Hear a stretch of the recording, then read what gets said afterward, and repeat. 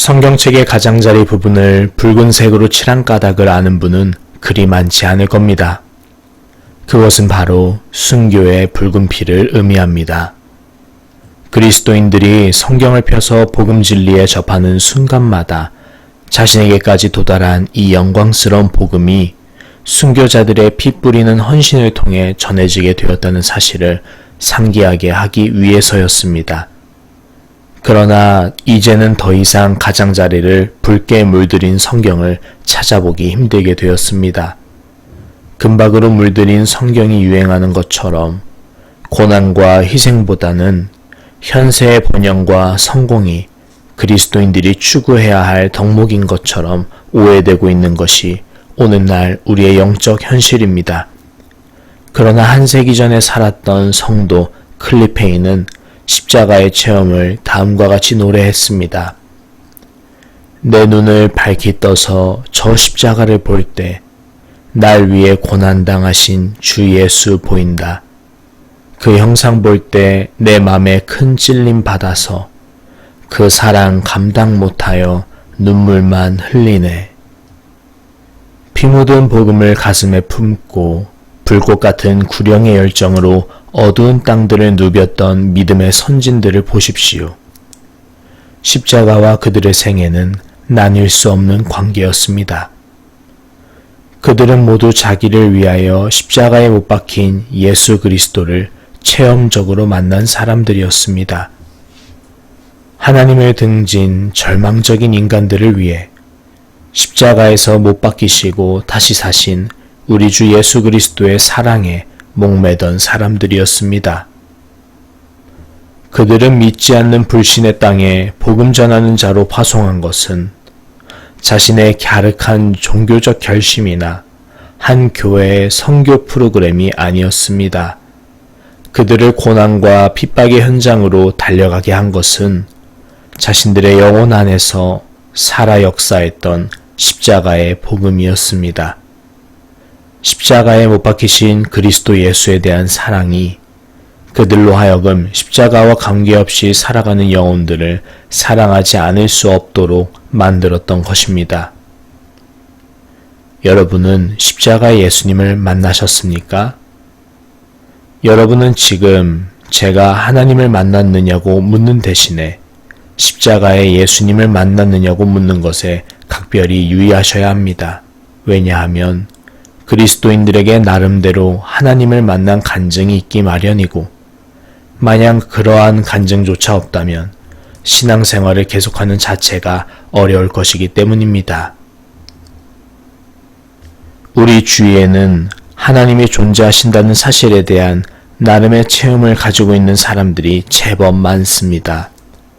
그러나 지금 제가 말씀드리는 것은 십자가와의 개인적인 만남이 있느냐는 것입니다. 우리가 아무리 하나님의 존재에 대한 개인적인 간증과 체험을 많이 가지고 있다 할지라도 십자가와의 만남에 대한 개인적인 체험이 없다면 그것은 진정으로 하나님을 만난 것이 아닙니다. 왜냐하면 하나님께서는 그리스도 안에서 자신을 가장 잘 드러내 보여주셨기 때문입니다. 성경은 말합니다. 본래 하나님을 본 사람이 없으되 아버지 품속에 있는 독생하신 하나님이 나타나셨느니라. 그리스도의 십자가만큼 하나님이 누구신지를 잘 보여주는 것은 없습니다. 십자가에서 그리스도께서 행하신 일과 그리스도를 통해 행하시는 하나님의 일을 보면서 우리는 하나님이 누구신지를 가장 잘 알게 됩니다. 그러므로 십자가가 낯설다면 우리가 신뢰하고 있는 나머지 모든 신앙의 경험들도 모두 불안합니다. 그런데 여기서 한 걸음 나아가 우리는 이런 질문 앞에 서야 합니다. 당신의 십자가를 아는 지식은 지금 당신으로 하여금 불꽃처럼 살게 하기에 충분합니까? 하나님의 백성들에게 있어서 불꽃처럼 사는 것이 아니면 그것은 사는 것이 아닙니다. 하나님께서 우리의 창조주시라는 것을 인정하지 아니하는 불신의 땅에서 우리에게 십자가를 허락하셔서 죄에서 구원해 주심은 우리로 하나님을 거스르는 자들의 불신앙을 능가하는 거룩한 열정을 가지고 이 시대를 살면서 하나님의 영광을 드러내게 하시기 위함이었습니다. 그리고 이 일을 위하여 우리는 십자가 앞에서 우리가 경험한 하나님의 사랑과 은혜에 대한 감격, 순간을 살아도 영원을 향하여 살아야 할 존재들임을 자각하는 현재적인 신앙이 필요합니다. 십자가 처형은 죄인을 죽이는 형 집행의 한 방법이었습니다.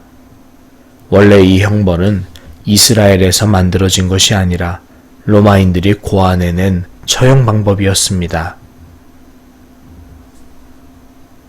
많은 사람들은 이 형벌이야말로 인류가 고안해낸 가장 고통스러운 사형 집행 방법이라고 생각합니다. 그래서 당시에도 이 형벌은 평범한 죄수들이 아니라 아주 극악무도한 죄인들에게만 적용되었습니다. 로마인들도 이 십자가 사형 제도가 얼마나 잔인한 것인지를 알고 있었기 때문에 이방 민족 출신의 매우 죄질이 나쁜 범법자들에게만 이 형을 집행했지 로마인을 대상으로는 집행하지 않았습니다. 당시 십자가 처형에는 관습적으로 두 가지 규례가 따라붙었는데 하나는 채찍으로 매를 맞는 것이었고 또 하나는 자기가 매달릴 십자가를 스스로 짊어지고 형장까지 가는 것이었습니다. 잘못된 재판을 통해서 사형 언도를 받으시기 전에 관례에 따라서 이 두 가지 사전적인 형벌이 예수님께 행해졌습니다. 신약시대 유물을 연구하는 사람들의 주장에 따르면 그 당시 흔히 사용되던 채찍은 한 줄로 된 기다란 채찍이 아니라 여러 가닥으로 이루어진 채찍이었다고 합니다.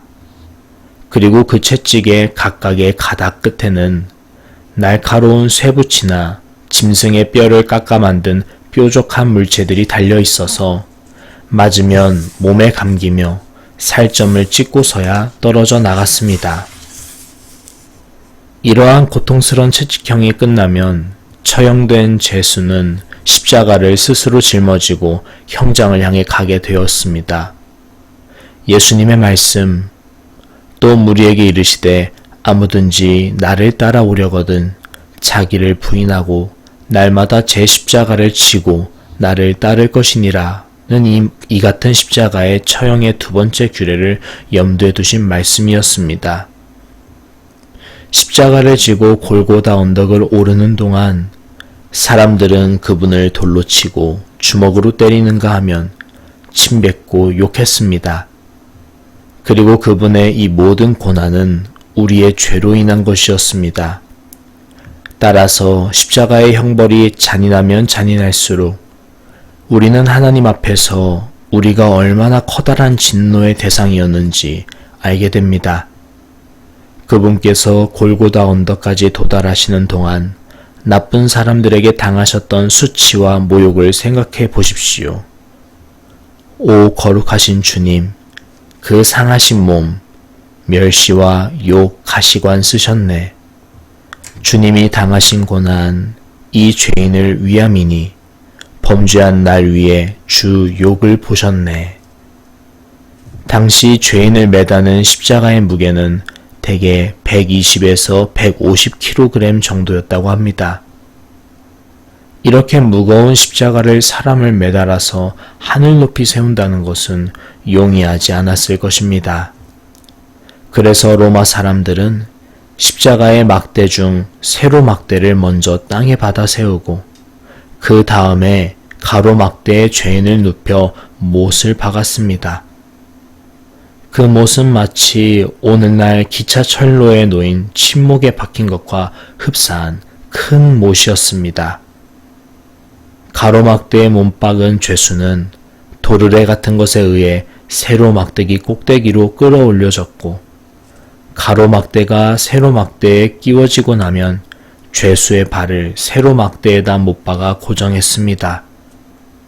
이 형벌이 시행되던 초기에는 못을 죄수의 손바닥 중앙에 박았었으나 막상 나무에 매달고 보니 손바닥이 찢어지면서 죄수가 형틀에서 떨어지는 폐단이 나타났습니다.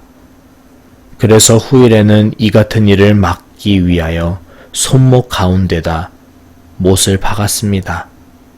그러니 자연히 손목을 쥐나는 동맥을 건드리게 마련이었고, 때문에 죄수들의 몸에서 많은 출혈이 뒤따랐습니다. 더욱이 예수님의 머리에는 팔레스타인의 커다란 가시나무로 만들어진 면류관이 쓰여 있었습니다.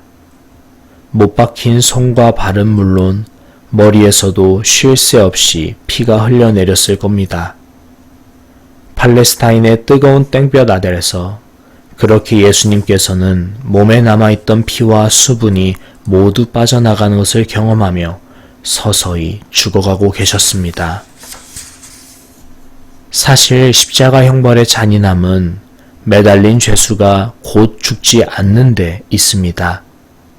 매달린 죄수가 고통을 느낄 기력이 남아있는 한 죽을 때까지 모든 고통을 다 받게 하는 사형제도라는데 이 십자가 형벌의 잔인함이 있습니다.